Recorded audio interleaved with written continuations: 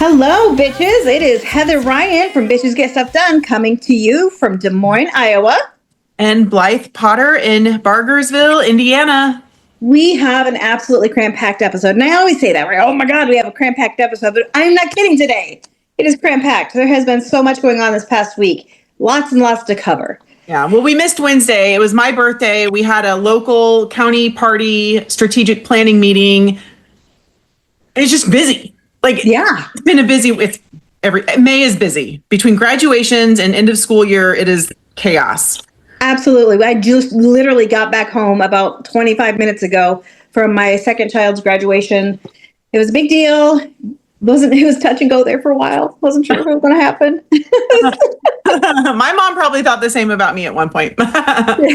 Well, you can tell my kid too from a mile away because they're the one goth kid at the school, and all these other kids have the very straight blonde cheerleader look. And mine is just like, no, I'm not having it. It was a good time, but very, very busy time. Yeah. So let's go jump right into it, because I think the thing that's keeping people up at night, myself included, is this horrible case of Adriana Smith down in Georgia. My God. I don't know why I'm surprised anymore. I mean, and it makes it even worse that it's a Black woman, because I have to wonder, would they listen to the family more if it were a white woman? Yeah. I mean, it's been going on for weeks. They don't know. It sounds like, at least as recently as I heard, they're not really sure if the baby is even healthy. Right. That is my understanding. So the baby seems to have some kind of encephalitis, and they're not sure if they will even be able to see or to ever walk. It has a lot of problems. And I saw a nurse make some commentary on this, an OBGYN nurse that works in labor and delivery, and she's talking about how this is unprecedented. These are uncharted territories. You don't generally take a pregnant woman and force her in a coma that is completely, her body is dead. You've never forced that to actually happen in America. So we have no idea what to expect. So yeah, the baby is not helpful. And the baby, let's back up. She's been in a coma for 3 months. Yeah. So she was about 9 weeks pregnant when she had these aneurysms, and they forced this pregnancy to go on. Now she's right around 5 months, I guess. Mm-hmm. And she will stay in a coma until they induce labor somewhere around 32 weeks. And then I guess they'll let her die. The whole time, it's not like the state of Alabama or the state of Georgia is footing the bill. No. And it's not like they're trying to actually help her family or get her out of being brain dead. They're not trying to support her living. They just want the fetus to be viable when it's not. Right. And at what cost? She is literally just a human incubator. She is worth nothing to the state except for her uterus, and that's it. Yeah. And this is costing hundreds of thousands of dollars that the insurance may or may not pay. Oh, they're not going to pay it. They will not. There will be lawsuits, I'm sure, but it's just, I feel like, and this is how you know men are making this decision, because one of the most precious parts about being birthed is you'd have had that 9 or 10 months physically hearing and feeling what's happening with your mom or whoever is carrying the child. And that's part of our existence. That's part of our bond. That's part of how we are viable. It just, nothing is natural about this. It's so bad. And if it sounds familiar and you watch Hulu's hit TV show, The Handmaid's Tale, it's because it is in The Handmaid's Tale. It is literally on season 3, episode 9. This happens, where they keep a woman alive just to be an incubator for a fetus. It's like we're in The Handmaid's Tale. We are. I mean, in so many ways, we are. Yeah. Absolutely. Oh my God, it's awful. It is so awful. If it was a Caucasian woman, this probably would not be an issue. But I mean, time after time, you're seeing women of color being arrested, being prosecuted for having a miscarriage, an abort, whatever it is. They're being prosecuted for these. You don't see white women paying this kind of price for reproductive choice. Yeah. And I don't know how to bring more attention to this. I wish I did. I don't think it's a big enough news story. It needs to be top of every hour news story. It's such a human rights abuse. indescribably cruel. Well, that is going to be the first sign that I make for the next protests I go to. I don't know what that will look like yet, but about Adriana. Yeah. Oh my God, it's just awful. I do know that she does have a GoFundMe for her family expenses. I think that the goal is $250,000. Last I looked, it was right around $35,000. So she is getting some kind of support. Isn't that bullshit too? Because that white woman who was using the N-word to a child raised like $600,000. Where are these pro-lifers at? Oh, That's a good damn question. Exactly. They're so pro-life. Are they going to pay for this child to be born and for the medical expenses for this woman to act as an incubator for a severely disabled child? No. And speaking of, our representatives at large are trying to cut funding to programs like Medicaid. The GOP who voted against the budget bill just don't think it's taking enough away from people like Adriana and her family. Absolutely. We don't know if she's on Medicaid, but the child certainly will be. It's very likely I believe she's not married to her partner. The child will likely be in some sort of disabled category.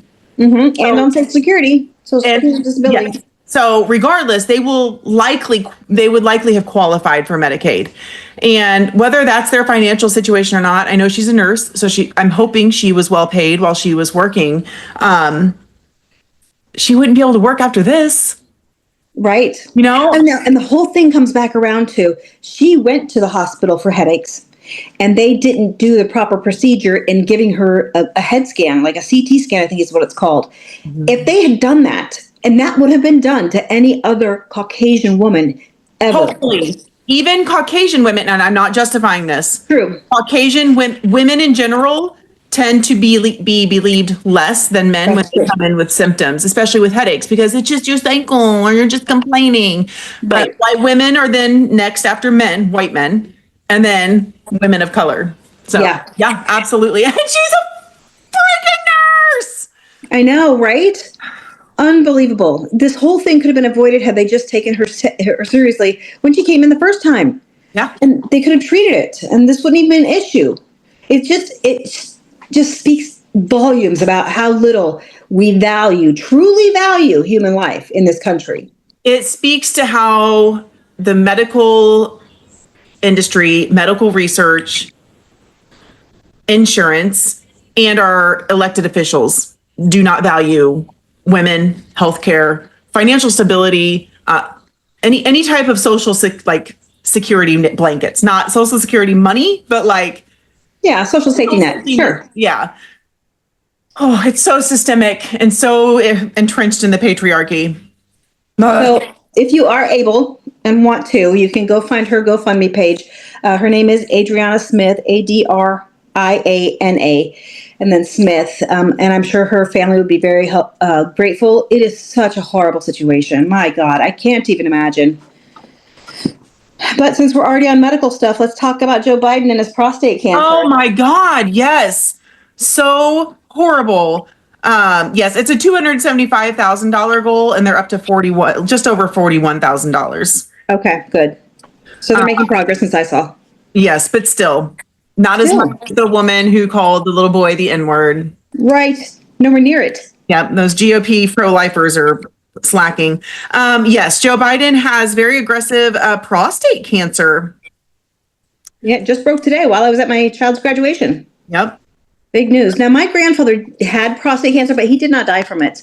So there are lots of kinds of prostate cancer that you can have that will not kill you. So it sounds like this one is more treatable. From what I remember, Aaron Parnas saying it was something to do with hormones. And I don't remember exactly what he said. So it's treatable with hormones or if it's caused because of hormonal imbalances. But it sounds like it should be treatable, but very aggressive. Speaking of completely off topic of Joe Biden, I'm sure he'll be fine because he has great health care. But speaking of presidents and health concerns, Fox News did a poll about whether or not you believe the country would be better off if 47 was no longer in the realm of the living. And 55% of Americans said yes, America would be better off if he was no longer amongst the living. How many times have we said that on this podcast? Like, it's not enough for him to not be president. He needs right to be gone, or in some capacity, unable to access the internet or media. Oh my God, right? The very least, which for him, that would be like death. And speaking of death of him, go ahead. Oh, I was just going to say 55% sounds like a mandate to me. I'm just putting it out there. He's got to be 3 cheeseburgers away. Percent or whatever he won by. Right. People are getting arrested and bully. What is the word? I don't know. I guess attacked by the far right for people saying 8647. I actually had this question and I'm on the record answering it from our last protest here in Johnson County. And for anyone listening who gives a fuck, if you look at the keypad on a phone, if you say the word like, let's throw something out, or TO, the letter T is on the 8, the letter O is on the 6. So if you 86 something, you're just getting rid of it. You're decommissioning it. It's no longer viable. If you 86 it in the military, it's like broken. Yeah, absolutely. He did not know that because he was like, his bone spurs kept him from being in the military. He's also never worked in the service industry, which I have, to know that that's like, I believe in serving, waitressing, things like that. 86 means they're out of it. Yeah, absolutely. And I think that they know this, but they're just trying to say, you guys are being meanie poopy pants. Why are you being so mean? It's the same people that said F Joe Biden for 4 years, and I didn't get all butthurt about it. Whatever. You guys are just classless turds. Oh, they are absolutely classless turds. And speaking of, we have another country. It sounds like it's not official, but Romania elected the pro-European Union presidential candidate, not the pro-Trump and Putin candidate. So major win globally, if that is. I can take that as a win. I take that as oh my God, huge win. It's definitely showing which direction Trump is making worldwide politics go, right? Yeah. And I mean, I guess we can look at that as like a rusty, tarnished silver lining. Other countries are like, oh shit, we don't want this. We don't want nothing to do with this. So here's our red flag from the Americas. Don't vote in your far right presidents. Right. Yeah, we're bad when people are like looking at America and saying, holy shit, we don't want that. Yeah, we're the what not to do. Yes. Oh my God. So yeah, I'll take that win. Yeah, I will too.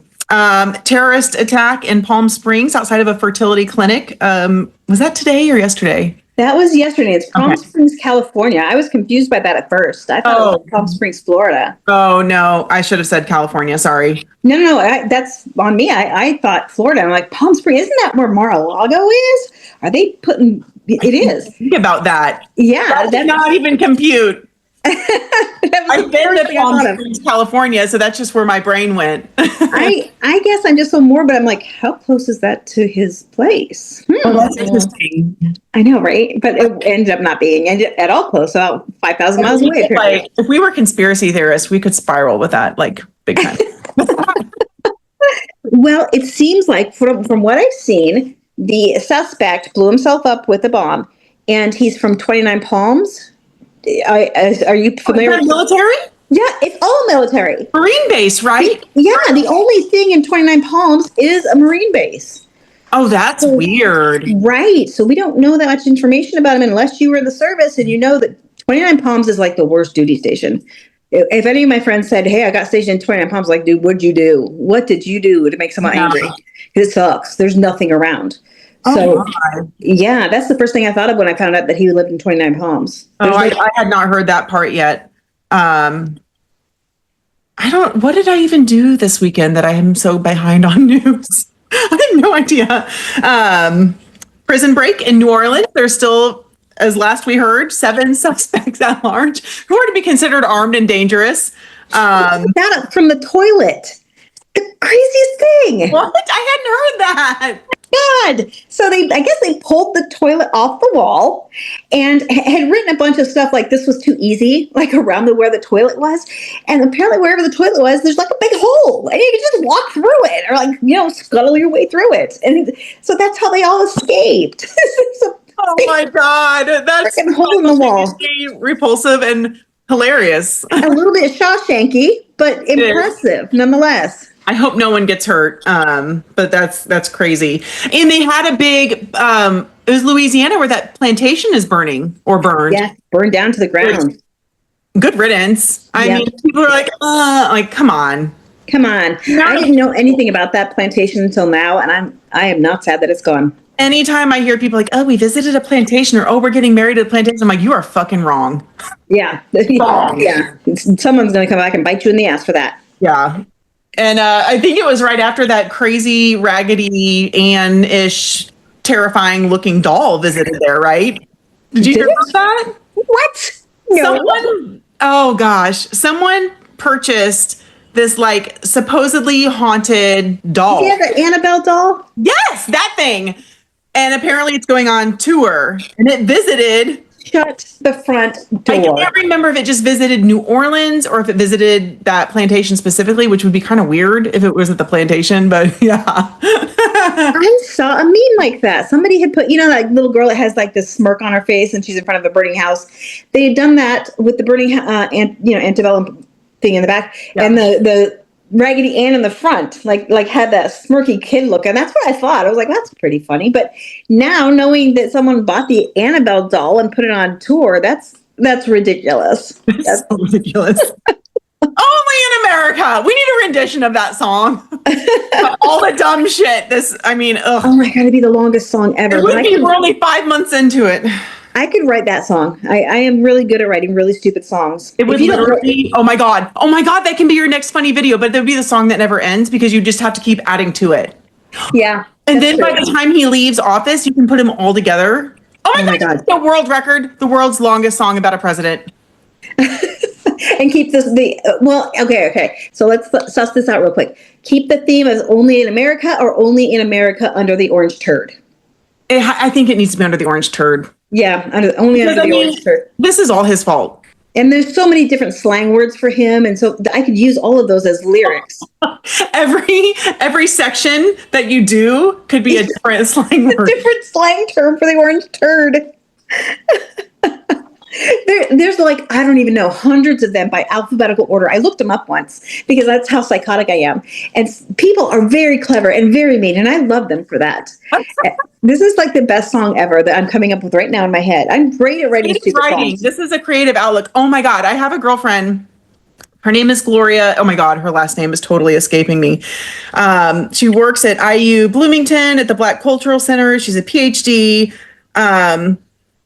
She's thinking about getting into something with journalism, and the arts. And I was like, oh my God, you got to do something with the way, because there's so much art in protesting and the civil rights movement and things like that. There's so much coming out of that. So I'll have to if you do make this song, like, hey, Gloria, you gotta start working on this. I don't think it's the kind of art she was talking about, but it's. Oh, I am so going to make this song. Not that I don't have a million other things in the air, but I am so making this song. Oh my God, there's always something big in the air. Well, if you didn't know, Blythe, you probably don't know this. I do have an entire catalog of stupid songs on iTunes. You can stream my music anytime you want. That is a true story. I love it. I have one called Pretty Kitty. And I wrote it about my cat, Zapatista, and it is the dumbest song you will ever hear in your life. And I want to highly recommend that you look it up. It is very catchy. And that's just one of my entire catalog of dumb songs. Oh, my God. My dumb songs, because I wrote a dumb song for a client once, took us to Japan and Australia and paid for my phone for 2 years because that's how many times it was streamed. That is hilarious. I know, right? Fucking love that so much. A few things we forgot. The Mexican naval boat running into the Brooklyn Bridge. Like, good God. Watching this go down, it just seems like a really obvious thing to maybe slow down or stop or try to turn around or right? Ship. It's not like it was just this, it was so weird. It was not. When I heard the story, I was not envisioning a big sailboat. My brain wasn't picturing the big sailboat that it was. And then I saw it and I'm like, how did this not know that this was not going to work out well? I mean, did it get hijacked? It's really weird. Well, they lost power. I know that much. Oh. But the sailboat itself, I guess so they lost power and that's how they ran into it because they probably didn't intend to go underneath it. Yeah. Okay, that makes more sense. But at least two people died. I heard 5. And I saw that there were sailors up in the sails. So there were people dangling, holding on for life on these sails on this sailboat. It was terrifying. I don't know if those folks made it or not. I don't know. Yeah. Whoa. Kentucky, another major downfall of Donald Trump being in office, and the cuts to our weather services. Kentucky got pummeled by yet another tornado.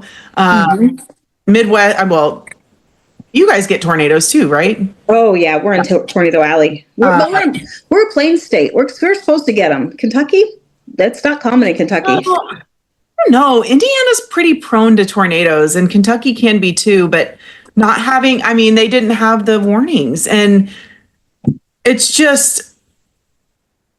Yeah, what they say, it was like 22 people died? At least. I think now again, I am behind on news. The last I heard, I think there's like an entire like subdivision or something of people that like there's nothing left. Oh my God. Yeah. That's horrible. So yeah, it's so horrible. I mean, it seems like it's a yearly thing now that something really bad is happening with Kentucky and tornadoes. Yeah. Yeah, I'm sure it has to do with global climate change. Oh, absolutely. When we lived in Kentucky, it really didn't have tornadoes. We didn't have to worry about that. Flooding, yeah, lots and lots of flooding, but tornadoes, no. Oh, it's so sad. And then last that I have on big news is Walmart tariffs. Apparently, Walmart is going to be eating some of the tariffs, even though not only did they fund Donald Trump in this election cycle, they helped fund him the last 2 times he ran as well. So You elected this motherfucker in, and now you're crying because you have to raise prices. Fucking take the cuts yourselves. Like, you don't need to be making millions of dollars as a CEO. Fucking eat it yourself. Yeah, personally eat it.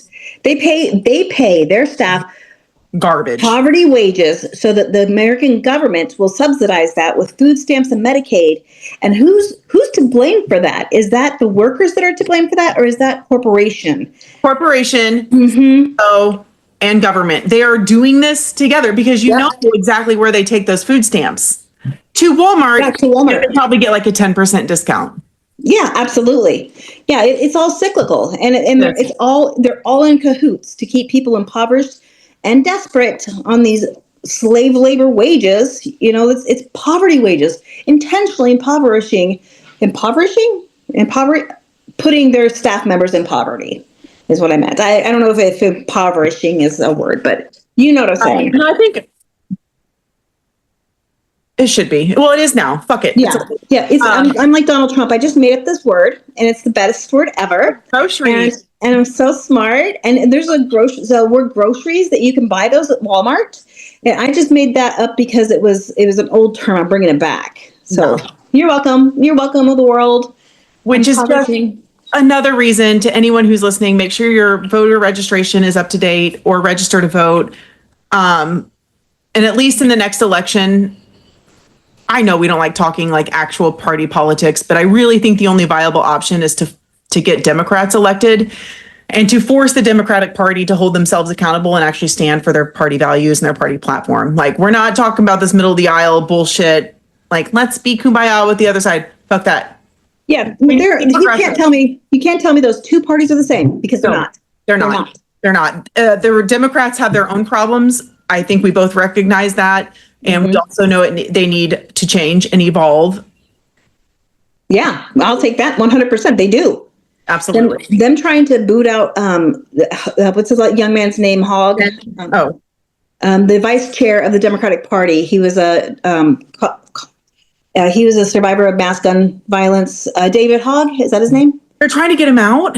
Yes, because he said that these safe blue seats that are just being held captive by these long-term Congress members need to be challenged. They do. And he's speaking truth to power. That's 100% true. These Democrats that are in office, that have been in office for centuries, should not continue to be in office. Yeah. And yes, they should be primaried. And because of that, they're trying to boot him out. They're just changing the rules, and they're going to hold a new election so that we should really make that an action item. To get people to contact the DNC and be like, you got to knock this off. I think his name's David, right? David. Yeah, I think you're right. I forgot. I had heard. I just went through this, so I officially filled out my CFA to run for Secretary of State.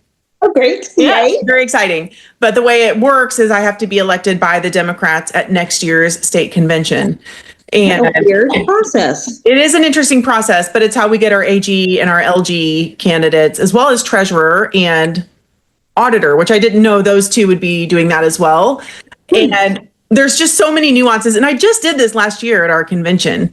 And it's amazing how quickly I forget things. And I just heard about the David Hogg thing like a week ago, and I've already forgotten. There's so much. There's right? So much. And I mean, all of this is genuinely very traumatizing. And I think when we experience this kind of long-term trauma, abuse, this is abuse, it affects our memory. Yeah, I can agree with that. I studied memory and cognitive psychology in college. Let me say, first of all, that's the hardest class I took. It was a very difficult class. But there are so many different theories about how your memory works, and nobody's entirely clear on exactly which is the right answer. It's so complicated. And certainly this kind of deluge of information and bad news and abuse and being terrified has to definitely do something to your brain, right? Yeah. Your memory. Uncertainty. Oh, also we have kids and we're trying to run businesses. It's a total fucking disaster. But yes. Anyway. Whew. I think we may have covered everything. Oh, we had a town hall on, was that just Friday? On Friday with our new state chair, our new Congressional District 6 party chair, and State Senator Shelley Yoder. It was interesting. It kind of seemed like last minute, supposed to be an empty chair town hall for our congressional district representative, Shreve. He's a total D-bag. But it more turned into like, what are we doing as a party? It was quite interesting. I did upload it to my YouTube. It was a little uncomfortable to be a witness to people being that upset with someone. But I do have to say, as much as I disagree with the way the election went and how it went down, Karen Talion handled herself and all of the pressure and the things people were saying very well. And it's actually very admirable. And like being someone who's going to be hopefully a viable state candidate, I learned a lot. So if Karen needs to get wind of this, she set a very good example for someone who, like, I mean, you don't get in politics and everyone likes you. Yeah, no, never. Even if you're not in politics, not everybody's going to like you. Yeah. You have to have thick skin. Hard. It's hard. It's hard not to take things like hyper personally. So she did an excellent job. I would have left crying. Nah, you'll grow thicker skin. I mean, the number of trolls I have, you got to let it go. It's hard. I mean, especially when like these decisions are really on her. These are her decisions. This is her execution of her plan. So it's interesting, but it was good. Speaking of local stuff, I have something local too that we did. We did our caravan of bitches. Oh my God, yes! Right. So super small group, super duper small group, just 4 of us in the Des Moines. And I think that Zayden might have ended up just being one person, just doing a solo. So I think it's mostly because this is graduation weekend here. And I just did not think about that when we put it together. But what a great time we had. And I haven't made the video yet. I will consolidate all that footage and smoosh it into a little video. But we had two new friends joined us. We caravanned to 3 different politicians' homes. The first one was an East Sider. His name's Mike Pike, brand new senator in the East Side of Des Moines. Absolute toolbox, complete and total moron. Probably the dumbest man I've ever met. And that's saying a lot because I've met some dumb motherfuckers. The second one... He joined you, or you went to his house? No, we went to his house. Oh, I was like, what if he's listening to this? No. The 2 people that joined us were great. They were fun. Okay. Lots of fun. Brand new to protesting too. Had never done anything like this. Yeah. So then we went to Bill Gustav's house and annoyed the shit out of his neighbors for a while. And then we went up to a guy. His name's it'll come to me. He's wanting to run for governor, and right now he's a senator. He's the one that wanted to buy part of Minnesota and add it to Iowa. Bouchelo. I call him Duchelo. Yeah. Anyway, Senator Boucheleau. But we went there and we went to get out of the car. And his house is just on the corner. It's a corner lot. And then right next to him is his neighbor who is out doing his lawn, like this big, huge, burly guy with his MAGA hat on. And since our two friends that we just started protesting with are trans, I didn't feel comfortable putting them in a situation where this guy might get more than just menacing, because he was already had that whole menacing thing going on. And he was up on the sidewalk, like where we were going to be. And so we decided to maybe do Boucheleau another time. But overall, it was a fun experience. And I'm eager to do some more in the future. It's interesting. Well, at least now you know, like you've done some prep work and scoped out the area, so you know what to expect. Oh, interesting. Yeah, I didn't expect that for the last one. I'm glad we didn't encounter that on the first one, because we might have been discouraged. Like, I don't know if today's that is. It's funny. There's a guy on a corner lot down here who's just a complete terrorist to anyone who has a Democratic looking or leaning anything. His name's Denny. He's horrible. Literally screamed at me from across the street my first year as a candidate. It was insane. What the hell? They've got to be related. Well, eventually Boucheleau will announce that he's running for governor, and then we'll pay him a visit then with a larger crowd. Yeah. I don't think that MAGA people have it in them, if you're with a larger crowd, to really come up to you and cause trouble. But with just 4 people, and 2 of whom are already a marginalized population, I didn't think it would be smart to push our luck. Yeah, no, I agree. And that's, I think, important. You need to pay attention to your surroundings. Security. Yes. So still a good time, but very, very busy weekend. So I'm sure next time it'll be busier. We'll have a bigger crowd. Yeah. Well, yes. Once you get through all of the summer chaos. I mean, summer's just weird. Yeah. Glad for this weekend to almost be over. Because graduation's over and all that good jazz, and now we can start doing Pride events and stuff. Yay! Oh my gosh, it's coming up. So yeah, that's all I've got. That's all I've got too. Awesome. I have been summoned to the June 14th No Kings in Council Bluffs, Iowa. So I will be doing a speaky there instead of Des Moines. Des Moines, they've got it under control. They don't need me. But Council Bluffs specifically asked me to join them. So that's where I'll be on the 14th. Where are you going to be on the 14th for No Kings Day? I will be in Bargersville. We are going to be hosting Beagle. Oh, stop that. We are going to be hosting, so we've got the 6th in Franklin. And if you're listening and come to Franklin, you have to stay off the grass. The 7th will be in Greenwood, and then we'll go to Greenwood Pride directly after that. That's a Saturday. And then the 14th, we're going to do Bargersville in the morning from 9 to 11. And then that leaves us time to go downtown for No Kings, which is on the same day and in the same area as Indy Pride. And I need to double check the 50501 website down here, because I am pretty sure they're doing something either with it or during Pride. I just looked at it this morning and I've already forgotten what I read. But yes, so I'll be in Indianapolis and Bargersville. We're going to hit them both up. Good. Yeah, I've got a packed schedule like that too. So I'm glad that we're all busy. Yeah, I like having something local, and I'm hoping that more people show up. The local journal, the Daily Journal, did another thing on our upcoming protest, which is good. They also came to our town hall, which is also good. Getting media is now, that might end because I just announced that I'm running for Secretary of State. They don't like to do that when I'm a candidate, but we'll see. We'll see. Well, anyways, we finally did our episode. We were thinking about skipping today, guys, because it was so busy, but I'm like, we can't.